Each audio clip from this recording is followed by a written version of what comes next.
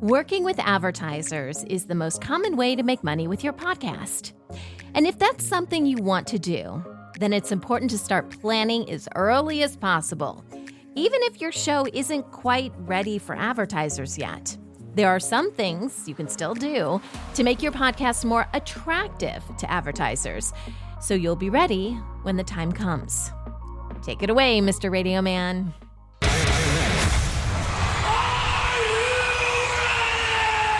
Podcast Your Business.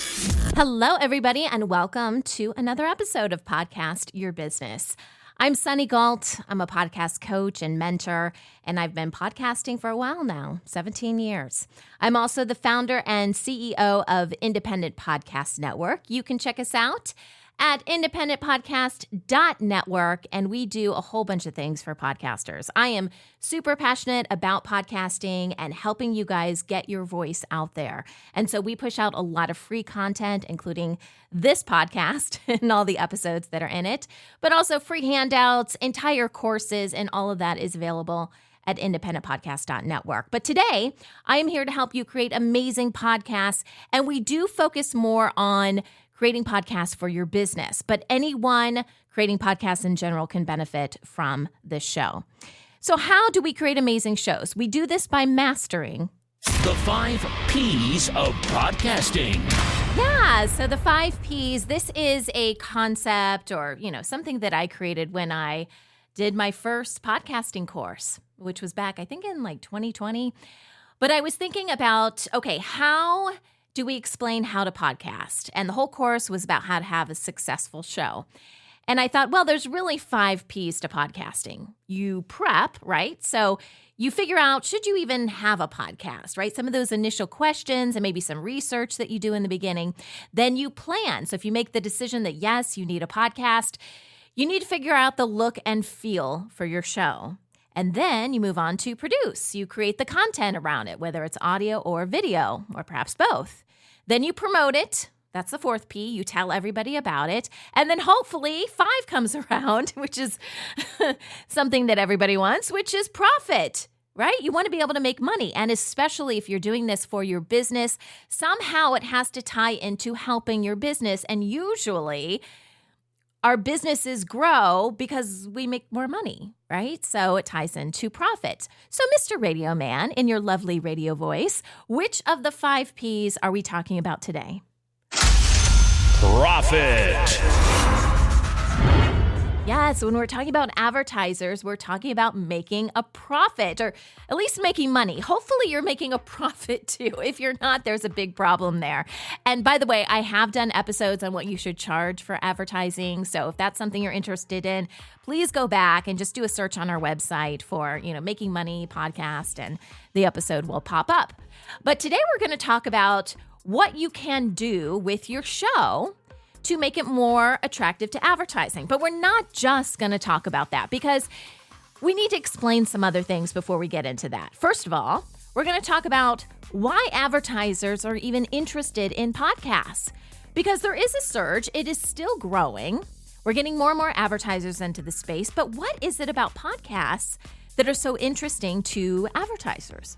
We're also going to talk about why listeners are usually okay with ads being put into podcasts, because I know this is a big concern for many podcasters out there, because usually ads kind of, there's this negative connotation. It's like, oh, another ad, fast forward, right?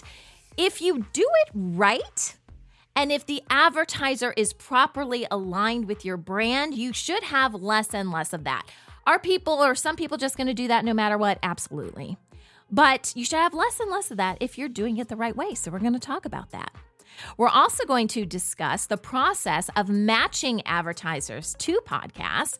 So let's say an advertiser is interested in working with podcasts. What is the process for them finding the right shows? And it does vary, so we'll discuss that. And then finally, we'll talk about ways to make your podcast more attractive to advertisers. So what do you need to do with your content, right? But we're not just talking about content. We're talking about things like your podcast host provider. Are you with the right podcast host provider? Because that could determine what kind of ads you run on your show. We'll talk briefly about the type of ads that you could have on your podcast. because you do have some choices. All right, well, we're going to get started with all this right after this quick break. So why are advertisers interested in podcasts? There's a lot of products and services out there that need to be promoted, right? Why would these companies select podcasts over, let's say, television, or not even that? Maybe it's nothing, not like a big medium like television or radio. Maybe it's a blog. Or maybe it's a YouTube, running some YouTube ads or something like that. Why are they more interested in podcasts? Well, if you are a podcast listener, you should already know the answer to that question, because it's probably why you listen to podcasts as opposed to, other mediums out there. And the answer is authenticity. There is something that people get with podcasts, or they should, at least for the successful podcasts out there, because there's been a lot of people who have tried to create podcasts and have, quote unquote, failed.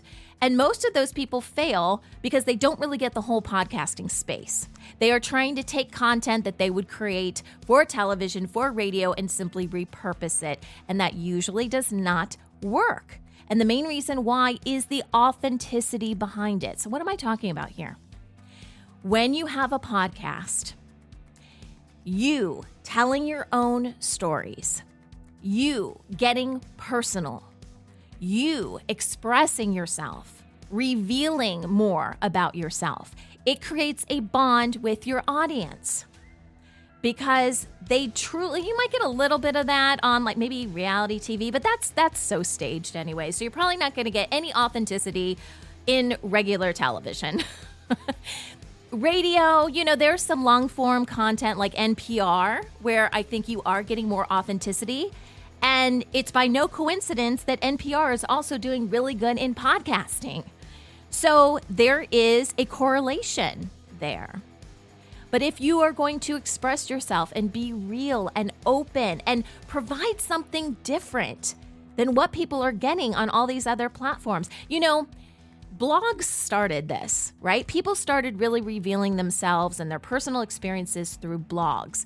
But blogs are just words and maybe some photos. But what you get with a podcast is you hear people's inflection with their voice. You can sense their happiness. You can feel their pain or their anxiousness. And that resonates on a very personal level. It helps us feel. That's what we want to do. We want to connect with other human beings. We want to feel. We want to embrace this whole thing called humanity. So if something seems very stale, we are not going to gravitate towards that. We are going to go to things that make us just feel. That's the word that just keeps coming to my mind.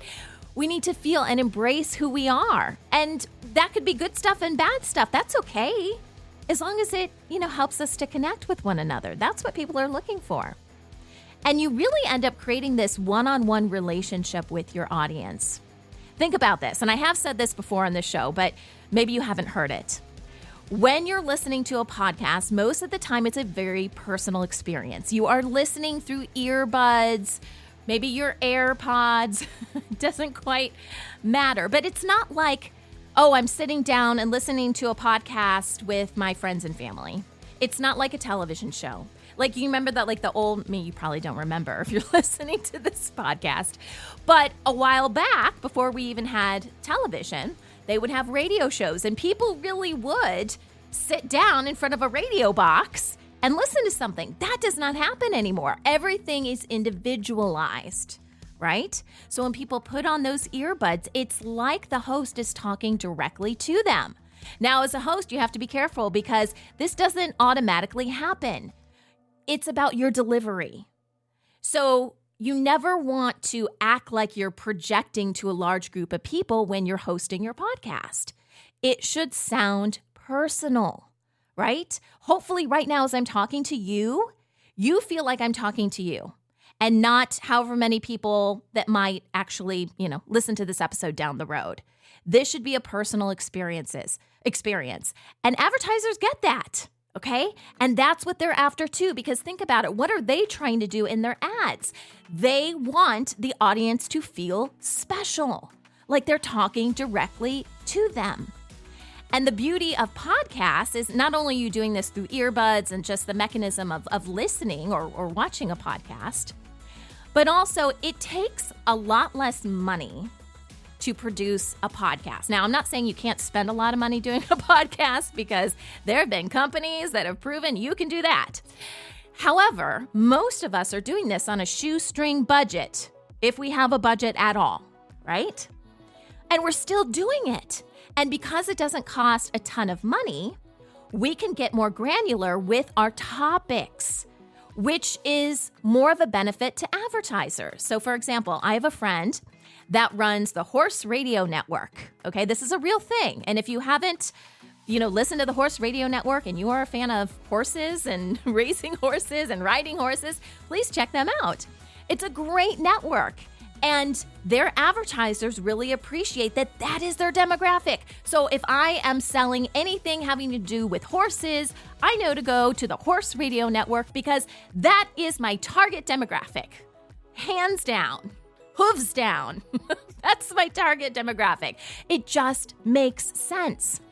So that's why advertisers like podcasts. They are getting something unique, and you are connecting them with people they may never be able to reach otherwise. At least more of a niche type group, right? So now let's talk about why listeners are okay with ads in their podcasts. First of all, quick disclaimer, can you tick off your audience with ads? Absolutely. Okay, this is definitely a song and dance. So you have to figure out the right amount of ads, how to display ads in your show, how to make it sound as natural as possible, because you don't want to disrupt your flow. I've said it a million times. If you do not have an audience for your show, you pretty much don't have a show. You have to protect your audience. But most audiences are okay with a reasonable amount of ads and podcasts, because the idea is the podcast, this is what's going on in the minds of your listeners or your viewers. The podcast needs it to survive. Granted, there are some shows out there like the Joe Rogan show and some NPR shows and with big networks, the ones that have celebrities attached to them. We know those people are not surviving on their podcast alone. Okay? But for most podcasts out there, there is an understanding that this person has chosen a different medium to express themselves, one that doesn't have as many rules. They are very authentic with their audience, like we talked about. So you are giving them, not only are you giving them content, but you are giving them you, right? It's very personal. And so to do all of that, most people realize that ads are needed to make money. And because they have this personal connection with you as the host, they are willing to overlook certain things. So whether or not they're cognizant of this or not, that is the mentality. If an audience or a person really bonds with a podcast and they really like the podcast host, then they are going to be okay with ads because they want that show to survive. Not only that, they want it to, do really well because they don't want the show to end. They care about the podcast.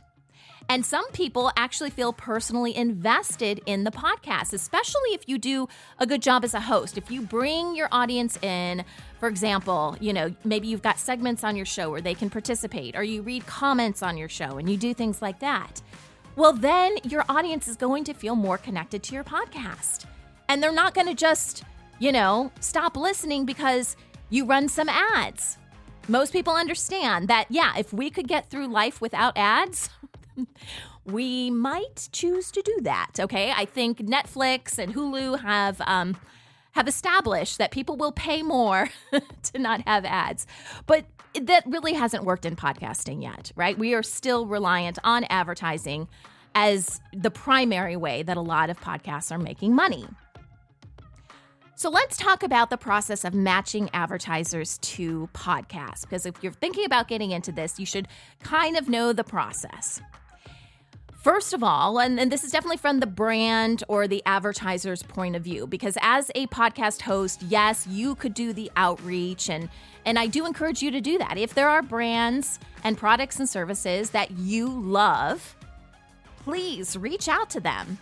It can't hurt. And if not, hopefully they'll give you some valuable feedback as to why they're not quite ready to advertise with you. But the points that I'm going to give you today are really more from a brand perspective. So the brand, meaning the company, the advertiser, obviously they have to know what their target demographic is, at least for this campaign, which may slightly vary from other things that they do, right? So the brand itself may have a more general demographic, but they produce this one product. Let's just say it's more focused on breastfeeding moms, since I know a lot about that. So that demographic is very, very specific. And if I were advertising or finding ways to advertise for this campaign focused on breastfeeding moms, well, then the demographic is going to be smaller than perhaps my business in general, which is just focused on parents. Make sense? So they have to know their target demographic specifically for the campaign. It can be broad, it can be specific, it really doesn't matter, but they have to have that in their head. Then there's a process of reaching out to podcasts that fit that demographic. They may do this on a one-on-one basis. So if you've got some good SEO for your podcast, I have brands reaching out, at least a handful every month. And I choose most of the time to pass them along because we do have advertising agencies that we work with that can represent us. And if I'm really swamped or something, I will just pass it off to, the agency to handle it and try to make the deal. But like I said, if you can be found online and doing some searches, they may reach out to you directly. If not, they are going through an advertising agency. Most of the large brands are using advertising agencies, and really it just simplifies the whole process for them.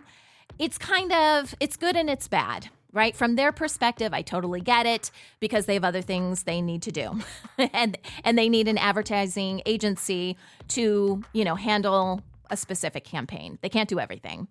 But it does limit the type of podcast they can work with, because then if a podcast isn't part of an agency or isn't repped by an agency, then they're probably never even going to hear about that campaign. And that could have been a really good show for the advertiser.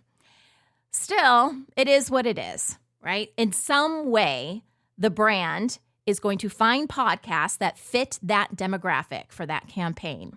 And by the way, this does not have to be matchy-matchy. And what I mean by that is, if I have a parenting podcast, let's go back to the breastfeeding example.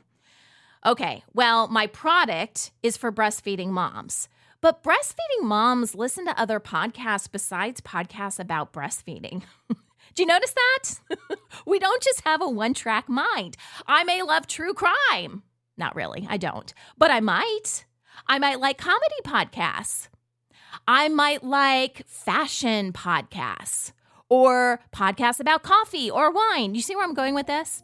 So it doesn't have to be matchy-matchy. I will say that depending on your demographic, it can help to get as matchy-matchy as possible, because they are, for example, the breastfeeding product, they may want to make sure they just get in front of breastfeeding moms. And if that's the case, you better find a breastfeeding podcast. But it doesn't have to be, okay? And then together, the host of the podcast and the advertiser decide if they want to work together. There may be a third person in there, right? If you're working with agencies, if you're working with multiple agencies, there may be a few extra people involved, and, it can get kind of sticky there. But sometimes it's just the host of the podcast and the advertiser. Those are usually my favorite campaigns to do. I'm working on a couple of them right now. And it's just nice because I know the product and I trust the CEO or, the owner of the company, and it's just more intimate. And I have found that those people are usually repeat advertisers. When you go through agencies, a lot of times it's just about the campaign, it's just about the numbers, there's not a lot of personal interaction. So unless the campaign is performing poorly, they're really just interested in fulfilling those numbers and moving on. So an advertiser could do a campaign with you, and then the campaign is over and you never hear from them again, even if they had amazing results. That doesn't usually happen if you are working directly with the advertiser. There's usually more back and forth and a decision to continue working on, for a longer period of time, which is really nice because you want those longer campaigns. So that's kind of the process of how all the magic happens, right? It's not too complicated. Sometimes there's third parties involved, but that's how the advertiser finds the podcasts.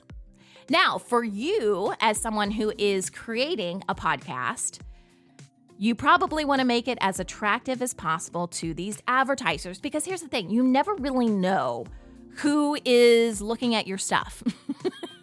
I mean, it could be your listeners or your viewers, right? Your audience, which is fine. Obviously, that's why you create the content. But these advertisers may be looking at your website in at any given time, or, pulling up an episode. So you obviously always need to be on your A game. So how do we make our shows as interesting as possible to these advertisers? The first thing I would say is you have to be with a reputable podcast hosting platform. And we have done whole episodes on hosting platforms, and I know we've done some blog posts on this in the past. So if you want more information, please go to independentpodcast.network and do some searches. But just as a real quick overview, if you're going to work with advertisers, you have to have a podcast hosting platform that is going to provide you with quality stats. Because usually if the platforms are free, usually they are going to reduce the amount of statistics that they will give you. And these stats are important because you're going to have to share them with advertisers. There are some advertisers that may want to make sure that you are with an IAB certified podcast host. We did a whole episode on that as well, because then the metrics are more similar and they're comparing apples to apples. Otherwise, the numbers could really vary from one podcast host provider to another. So this creates some standards for the advertiser to be able to compare and see if campaigns are really working.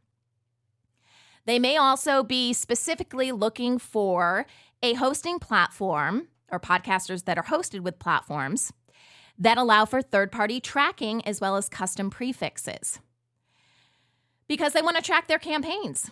They want to see how well things are going. Not all advertisers, but if you can't even offer it, then they may not be interested in working with you. I would also say that it is smart to go with a podcast host provider that does allow for dynamic ad insertion. Done a lot of episodes about that. In fact, we have an entire free course that teaches you about it and how to incorporate how to format your show for dynamic ad insertion and the benefits for both the podcast and the advertiser. So be sure to check that out if you need more information on that. Some advertisers may only want to work with dynamic ad inserted shows. Okay, why? Real quickly, I'm just going to run through some of these. Because advertisers usually want ads to be swapped out easily. If you sign up and do a campaign with an advertiser, it is rare that you're just going to create one ad and that is it for the entire campaign. Hopefully it's for multiple months, and at least each month, you're changing up the ad campaign.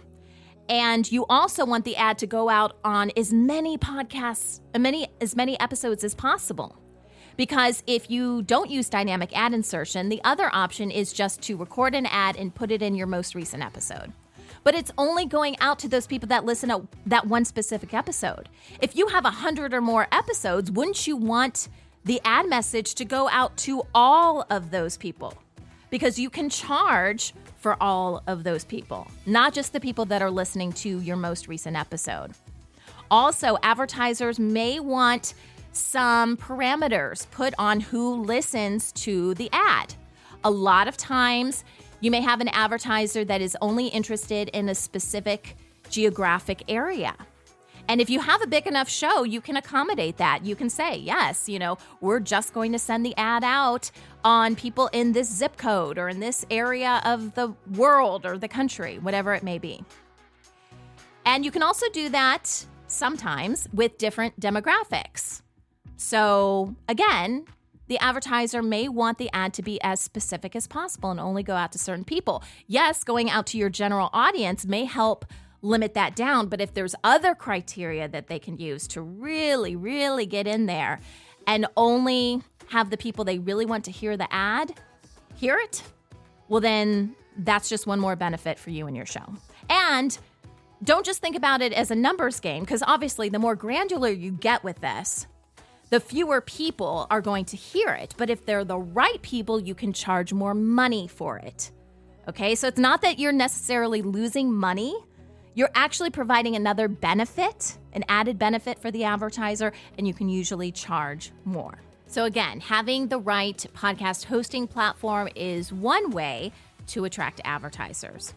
You're also going to attract them with your downloads and impressions, okay? There's no way around it, guys. You knew we were going to have to bring this up because I know podcasters are like, gosh, those stupid download numbers. Yeah, because they need to know that their message is getting out there. You could be the best podcast host in the world, but if your message, that they're paying you to say isn't getting out there, it really doesn't matter too much, right? So what do your download numbers need to be? Well, I will tell you just based on my own personal experience.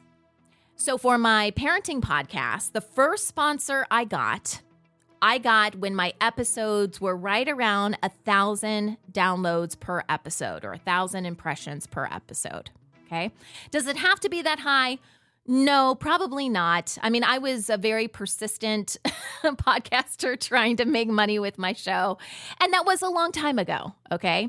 But it was a $500 spot. I interviewed the person. I put like a short, 4 to 5 minute interview kind of in a commercial break spot on the podcast, and that was it. But at the time, the show's, each episode was getting about 1,000 downloads per episode. For IPN, my company, Independent Podcast Network, we require, if we're going to work with a podcast, we require them to have at least 5,000 downloads across all of their episodes per month.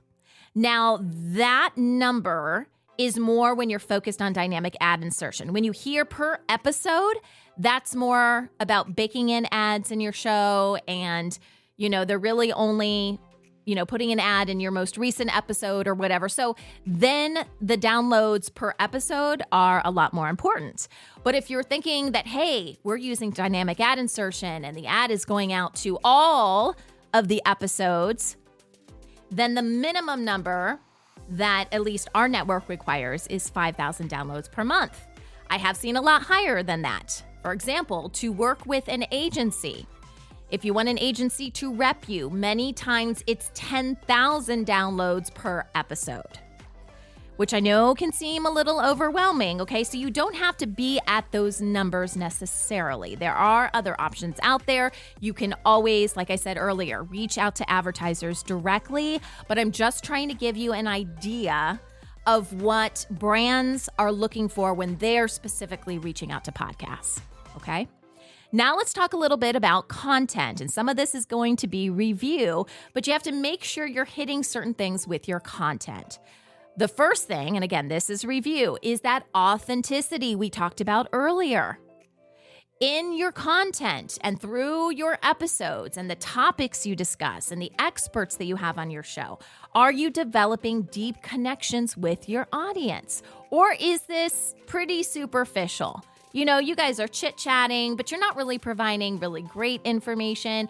You're not really sharing stories that really matter, because we can only hear what you did over the weekend so many times before we get bored out of our mind and switch to another podcast, okay? That is not what I'm talking about when I say a deep connection. We need more of those real experiences because from an advertiser's perspective, that could translate into lifelong customers for the advertiser. If they're going to stick around, if your audience is sticking around because they have this connection with you, well then, hey, maybe this advertiser could also take advantage of that in a good way, right? And that way is through becoming a lifelong customer. And hopefully they'll continue to advertise with you so you can benefit from that as well. And honestly, they may check, the advertiser or the ad agency may check to see if you are developing these relationships with your audience. So it's not necessarily just that you sound like you're doing it in your episodes, but a lot of times they want social proof. So they may check social media, they may check other communities. If you have separate communities, they may go into those communities and just see what is the interaction.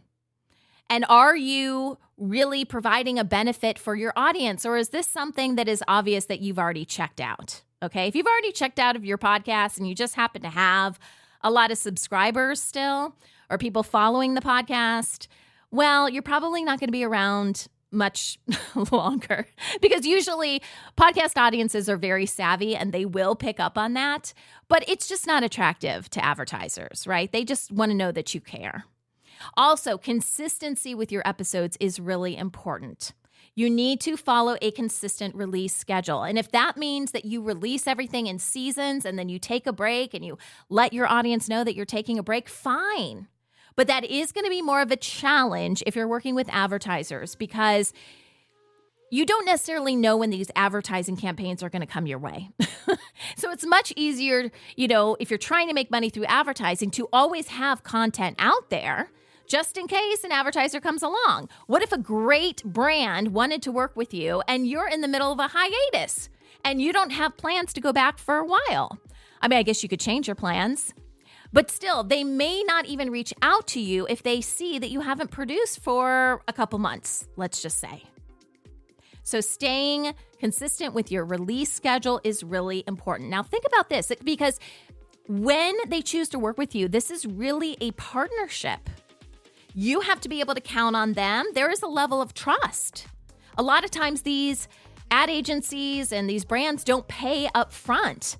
That is very unusual. So you are trusting them that they are going to pay you after you're able to deliver on whatever you've agreed to. Or maybe, you can invoice in different ways, after each month if it's a longer campaign and things like that. But it's still a partnership and you have to trust each other. And if they can't even trust that you're going to put out an episode, like, who wants to invest in that, right? The other way to stay consistent, besides your release schedule, is staying consistent with your brand and your voice. I can't tell you how many times I have looked at a podcast. These are usually podcasts that, we're thinking about approaching to be on our network. So I've checked out a podcast and they are all over the map as far as their branding is concerned, and the topics they pick and the format of their show. It's all over the place. Well, an advertiser isn't going to want to work with that, because usually advertisers are very specific, again, like we talked about, who they want to reach out to. So if they can't figure out who you are reaching out to, and if you're not using the same type of voice, not physical voice, but I guess it could be physical voice, but the brand voice, if you're not consistent with your logos and your colors, and, if every episode sounds like it could be part of a different podcast, why would they want to work with you? They are looking for consistency because they are trying to reach the same audience, and they have to have faith that you can reach that audience. And then finally, we kind of touched on this already, is the drive that you have behind your podcast. Because passionate people are infectious people in a very good way. We get excited about working with passionate people. It makes us excited. But if you're like, da-dum, here's another advertiser, yawn, yawn, yawn, like, boring. And obviously that can't come out, can't come out in your podcast or no one would listen. But even as, in the way you interact with advertisers, if you're not responsive to their requests, if you, don't make changes to an ad when they ask you to make changes, things like that. Trust me, this is a small enough industry that word will get round. I promise you. So show that you are capable. Here's the thing, guys. Those of you that are doing this for your business, this will really resonate with you. Treat your podcast like your business. It should be an arm of your business, right? Because that is your brand. And if you treat your podcast like your business, then you're going to treat it with respect, because you want it to grow. You want it to be healthy, right? And you want to improve upon it. So if you treat your podcast like your business, then people will know you're serious. These advertisers will want to work with you more and more. Okay, I've got a great free handout for you guys. So I will tell you more about that on the other side of this quick break. So let's say you're able to sign a campaign order with an advertiser. Well, the next step is to create the ad, create the spot, right? So we've got a great handout for you guys. It's called What to Consider When Writing Ads for Your Podcast. And it comes down to 4 different things. I'm not going to give it away here, but 4 different things that I've learned. Now, this is the strategy I use every time I write an ad for one of our podcasts or a podcast that's on our network. So it will take you step by step how to do this, things to consider, because not only do we want to land the deal with the advertiser, but we want them to come back for more, right? And we want this to be beneficial, not just for us and making some money, because that won't last long, guys.